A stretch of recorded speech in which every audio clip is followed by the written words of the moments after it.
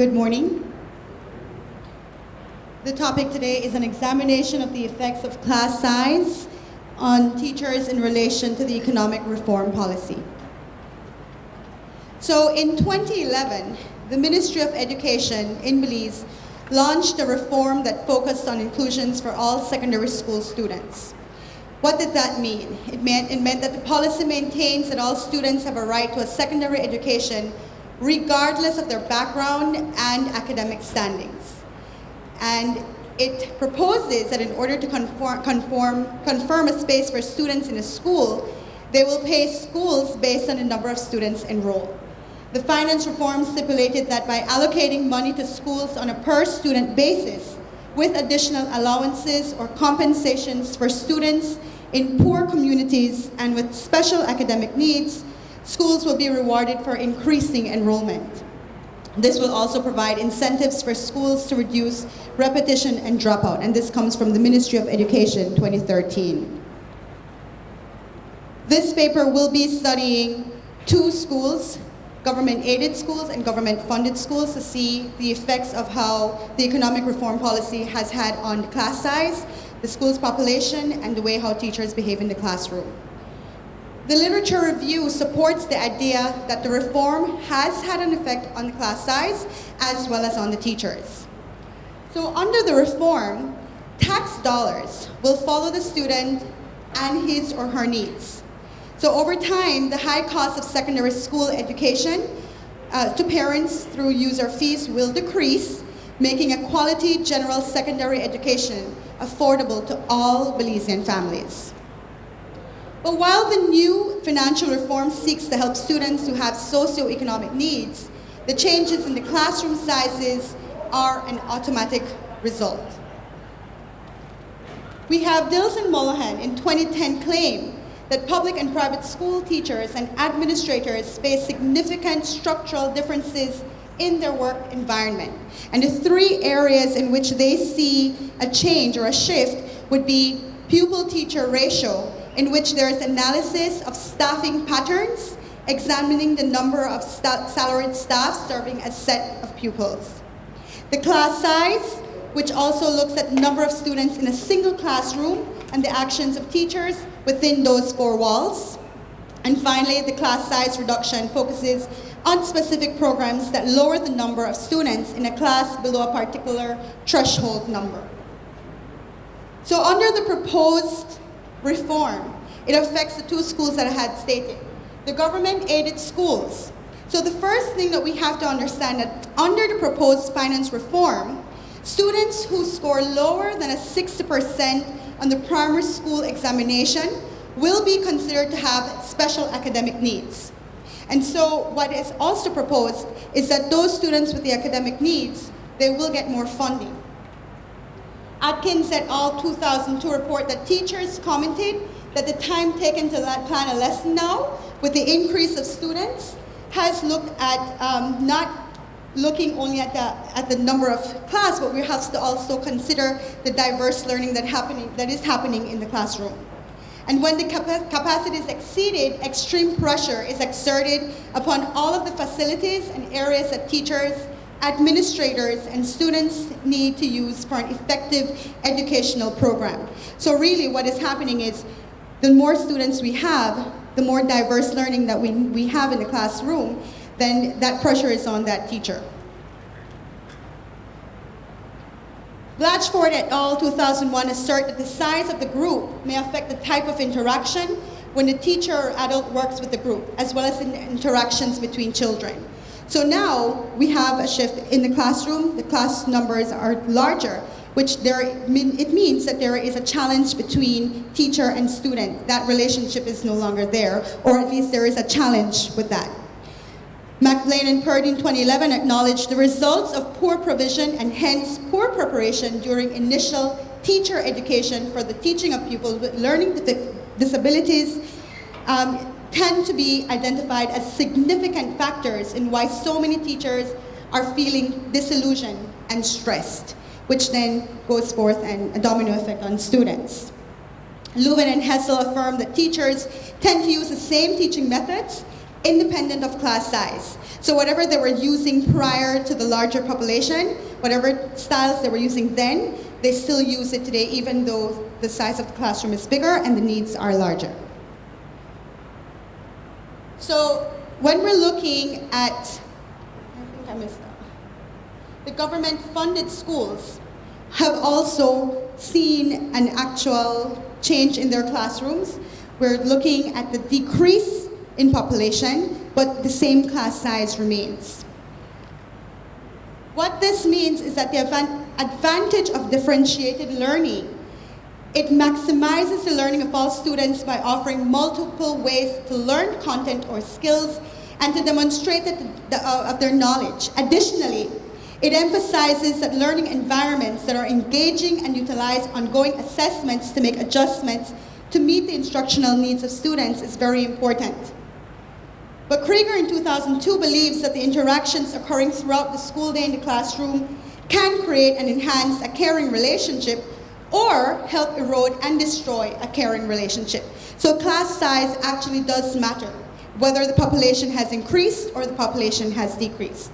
For either types of school, whether it's public and government, government aided, which is what we're going to consider as public, it is the hope of the Minister of Education, Honorable Patrick Faber, to increase a countrywide concern toward education in order to improve education.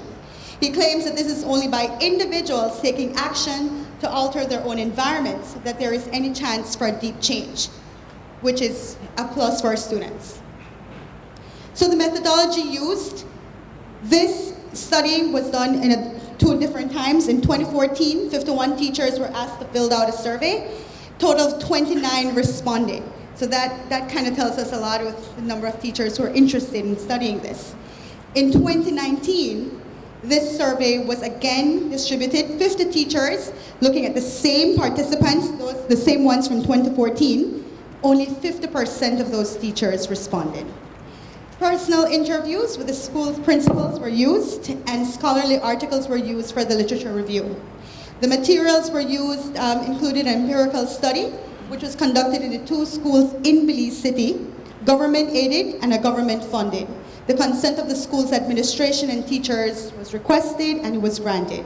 A survey of 19 questions for all teachers and staff were distributed and evaluated. What were the findings? First of all, population is becoming constant since 2011. Even though some fluctuations occurred in the government-aided schools, they are now rising. And the government-funded schools are now rising, and the government-funded, government-aided population is also constant. Teachers are still encountering difficulties to work with the students in their classrooms, and behavioral problems and class size still tend to be the major effect on how teachers respond to students' needs. Added workload is also placed on teachers, and it comes with the increase of expectations due to class size, which heavily affects teachers who do not use pedagogical approaches of solving problems in the classroom. And rather, they comment on how challenging it is to work with students who they characterize as either lazy, misbehaved, disrespectful, and ungrateful. These are the adjectives that our teachers are referring to our students. Tracks, and for many of us we consider it as majors, are still limited considering increase of diverse students with special needs. So these are some of the findings. If you notice, this is what teachers are thinking of. They're saying that there has been an increase in population. All of them have shown it, and both the funded and the aided, they all see that there has been an increase. But this is the reality. From 2011 all the way to 2018's incoming, this is what the aided schools have been seeing. In 2011, 581, it dropped, but then there was an increase. Look at the 697, almost meeting the 700 gap. But now it is falling back to 677. So there, it is constant. It is falling slightly, but still there. This is the government-funded school, completely funded by government. In 2011, this was the population. By 2013, 2014, it fell dramatically. But then, now with whatever actions they're doing, it has increased it's starting to increase, so the fluctuation is there. The challenging areas, according to teachers, behavior. But in 2019, in today's classroom, they also see learning disabilities, social needs, and economic needs as the bigger causes for problems in the classroom. Looking at working hours, and this is what teachers are saying is their time working with students, not necessarily the number of hours they have for classes, but what they do is in lesson planning, checking assessments, being customs and immigration in the classroom. Significant increase.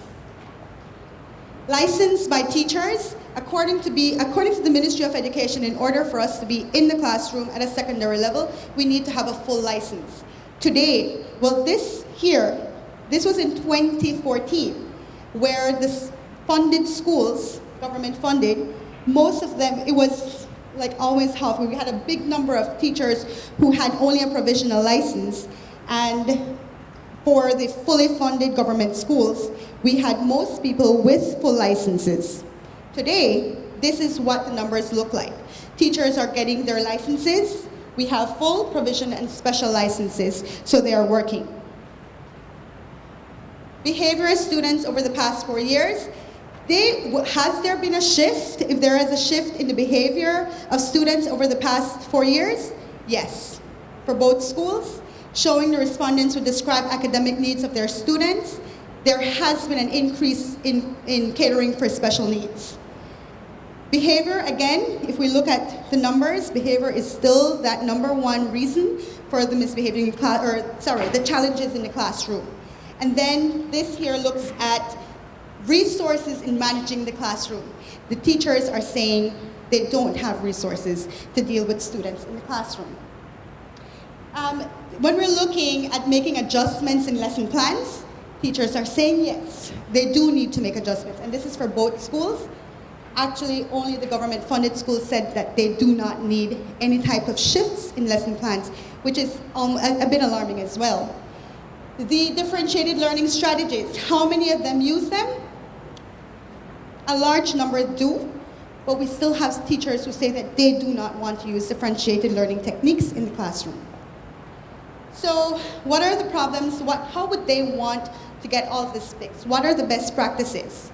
Workshops, behavior and learning disability, reduction of class size, which is a major thing that teachers have been asking. We want smaller classes.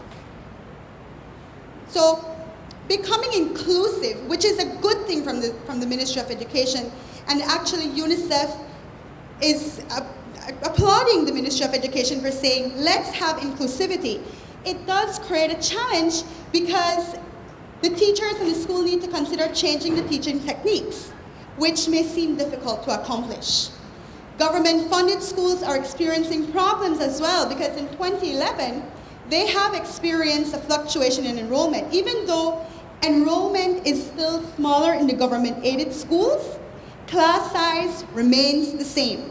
So the population is smaller, but because we have less teachers, the classroom have to be filled with a complete classroom so that we have teachers to teach them. So class size doesn't change. Amalgamation, in a few years behind, that was one of the causes for teacher decrease and classroom size increase. The decrease in population, which is supposed to decrease the class size, has instead decreased the number of classrooms and increased the population. The increase in class size has caused low achievers, and the workload for existing teachers has arisen. Similar study, we're looking that classrooms are noisier, the behavior problems increase as well. The majority of participants are pedagogically trained, however, they're not using their skills, or if they have the skills, they were trained, maybe the training that they received did not cater for special needs. Whatever adjustments the ministry approved, teachers know that laboring in the classroom with students little less misbehaved is a challenge. But the ministry has good intentions, but it seems that the secondary schools must find alternatives in caring and catering for all students. Licensed teachers are still meeting the challenges. There is a need for finance, clearly denotes of our struggle. I want the money, you want the money, let's see who gets it. So both government funded and government aided need to be out there recruiting students as creative as they can. The increase of class size in order to accommodate students in an institution with small teaching population inherits the dynamics of diverse classroom. So recommendations. The government should be more open in offering detailed information on the finance reform policy. People think it's free education, but it comes with more additional information than what is out there. We need to understand that the reason we have fuller classes is because there is a need to reach out to those who have social, economic problems. It is our duty as teachers to look at the diverse learners. Teachers must be willing to use differentiated learning techniques in order to target all students in the classroom and be willing to offer individual assistance to students with recognized learning disabilities. Workshops and ongoing training on learning disabilities should be available to all teachers. And low achievers, students who score less than 60 on their PSE, should be considered to sit preparatory classes, especially in subjects such as English and mathematics. More importantly, and I want to leave this with you because I'm almost done, students who are scoring lower than a 60 should be analyzed by the special education unit, and it should be recommended by the government of Belize to see why they are receiving 60 and below. And schools should be physically built to provide accessibility to students with physical challenges, ramps, elevators, etc., and have oral, visual, and kinesthetic learners be provided for. We also want to look at the decrease in population, see where we can get funding for teachers to be able to be in smaller classroom sizes. And lastly, we need to keep score of our students. The parents need to know what's happening. Portals such as Abacus can be used in the high school so that we have constant monitoring of students. Limitations. Unfortunately, people are scared of research. The first school that I asked, a government-funded school, told me, no, we do not want you to do the survey here because it is too political, unfortunately. Time limitations, this was in 2014, I had a minimum time, and again for this one, but I think this study is important and it should be in a longer range, and the sample size should be 70% of teachers or schools in the country. And ladies and gentlemen, I do hope that you have questions for me so I can explain further.